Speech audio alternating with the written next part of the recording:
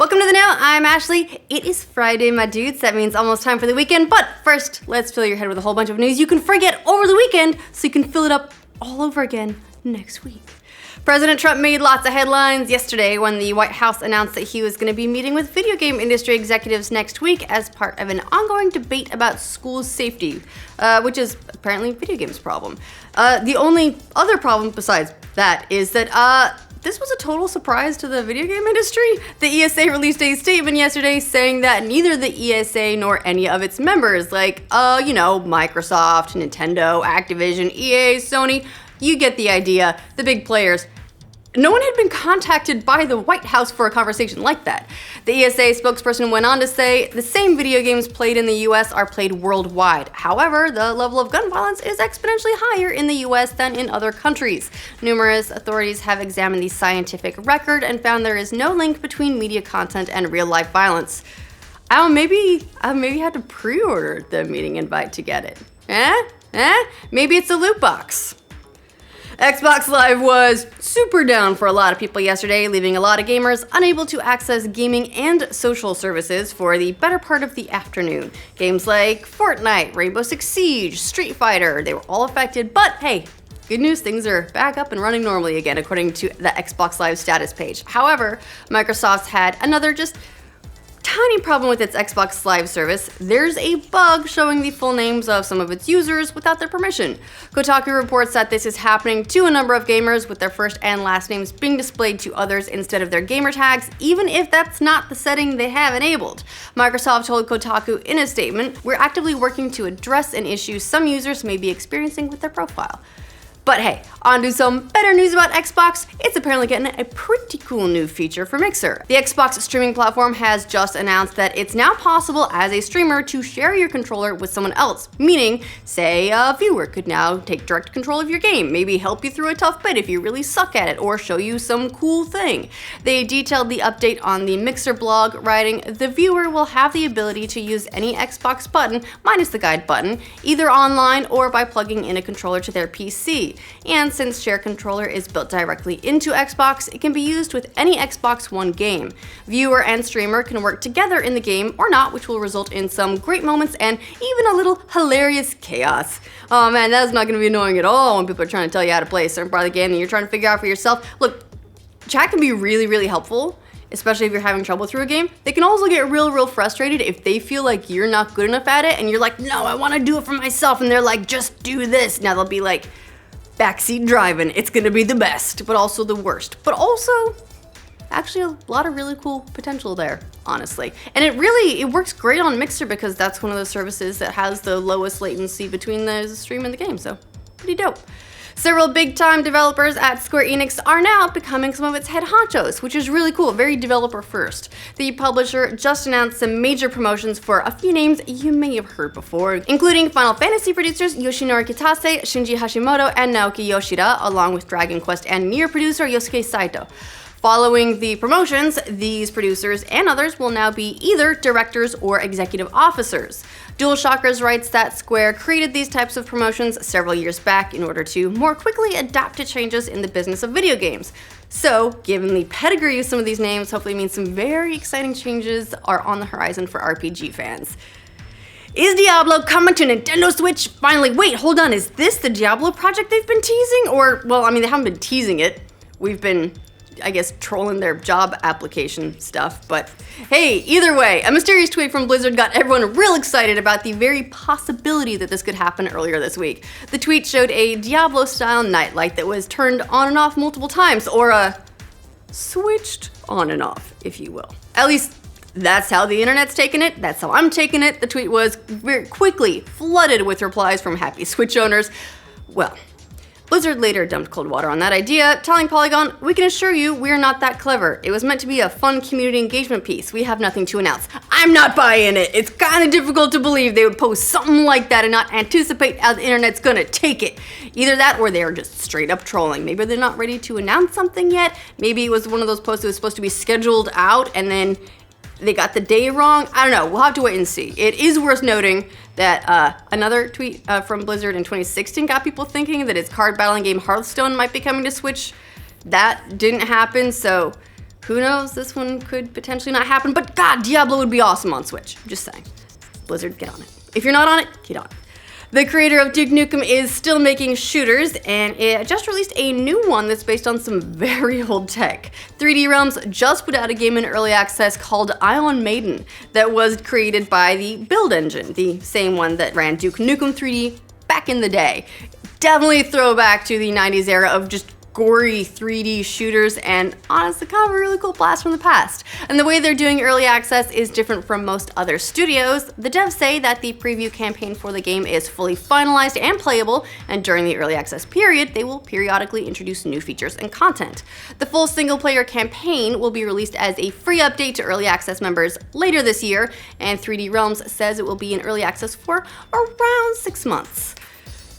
So, remember that whole playing too many video games could be a mental health condition thing that the World Health Organization put out a while ago? Yes, that sparked a lot of controversy when they revealed their plans to list what they called gaming disorder in this international classification of diseases.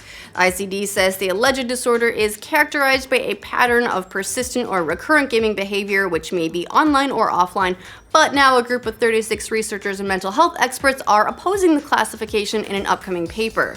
The paper, which will appear in the Journal of Behavioral Addictions, says, "We agree that there are some people whose play of video games is related to life problems. We believe that understanding this population and the nature and severity of the problems they experience should be a focus area for future research. However, moving from research construct to formal disorder requires a much stronger evidence base than we currently have."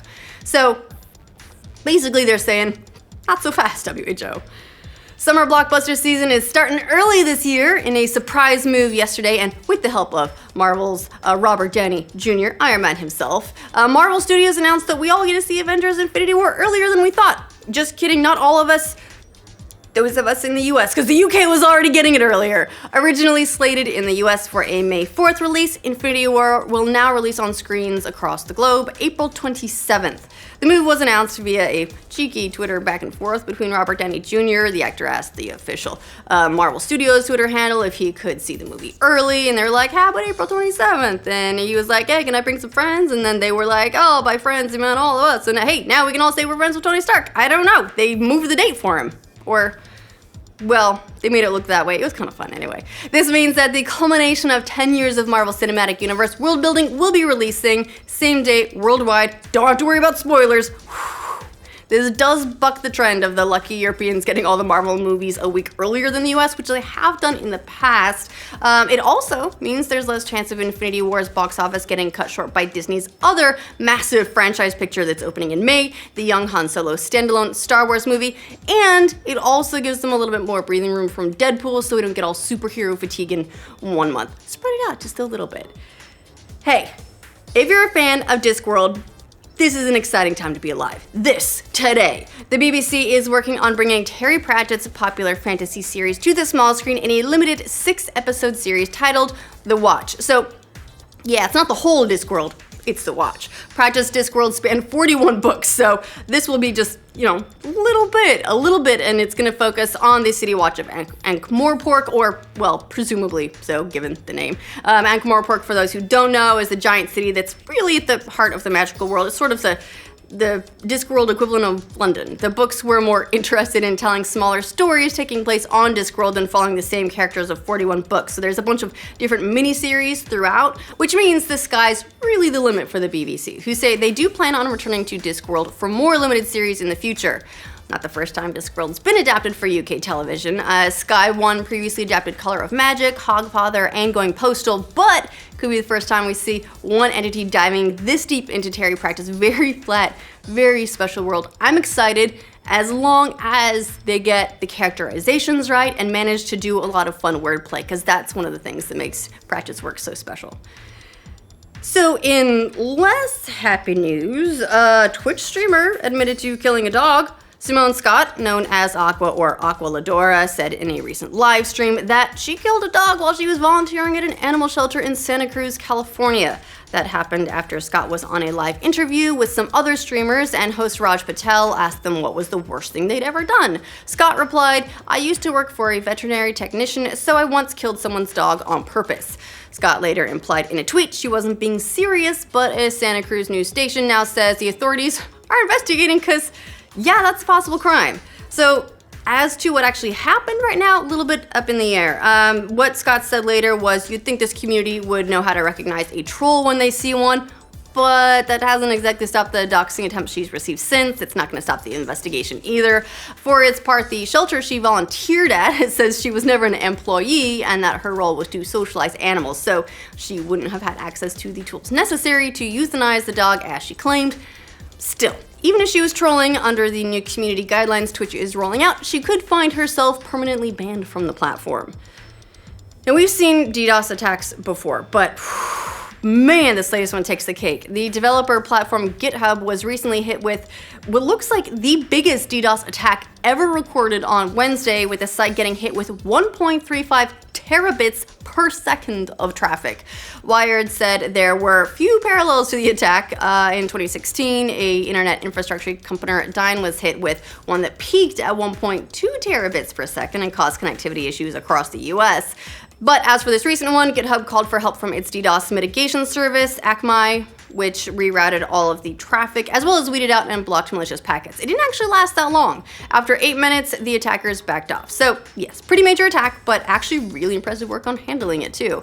GitHub said on its engineering blog that at no point was the confidentiality or integrity of your data at risk. Busy news to end the week on, that's a lot of it. Let us know what you think of all these updates in the comments down below. If you want to make sure you get news from every corner of the internet every single week, like this video. Engagement does count if you, if you're subscribed but you don't always see videos. When you engage with a video, and that's like by doing the thumbs up or leaving us a comment, that makes sure that you'll see more of our videos in your subscriber feed. If you are not subscribed, consider it. We're pretty cool over here. We like doing the news, we like talking about stuff that we like in the video games and tech and stupid, awesome, fun movies, and we talk about it a lot, like every day. Including Final Fantasy producers Yoshinori Kitase, Shinji Hashimoto, and Naoki Yoshida. Which means the sky's limit for the BBC, who say, damn it. Which means the sky's really the limit for the BBC, who do. But for this recent one, GitHub called for help from